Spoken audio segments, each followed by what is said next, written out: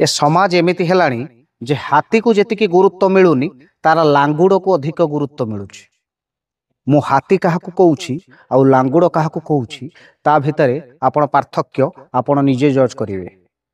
जी सबुठारु उच्च पदपदवी रे बसी ताकू जेतिकी सम्मान आज दुनिया मिलूनी ताठारु तार जी सहयोगी थाउ कि तले जो माने चाकरी करि थांती बा ता अधीन रे जो माने चाकरी करि थांती से लोक को बेसी गुरुत्व दिया जाउची। यार अर्थ जेतेबेले उच्च पदपदवी रे थिबा मनीषटी पाखरे पहुँचबा पई केही जण चेष्टा करे तेबे से ए हाथी लांगुड़ भली लोक मानकु बेसी इंपोर्टेंस देई थाए जेमिति से नहीं से उच्च पदपदवी रे थिबा लोक पाखरे पहुँचई दिए।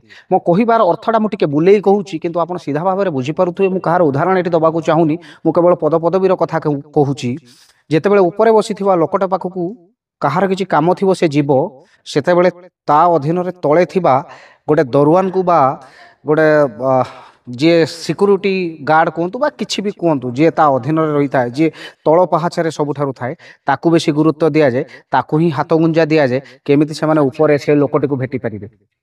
एटा दुनियार वास्तवता हाथी ठारू आज लांगुड़ को बेसी गुरुत्व दिया जाउछि।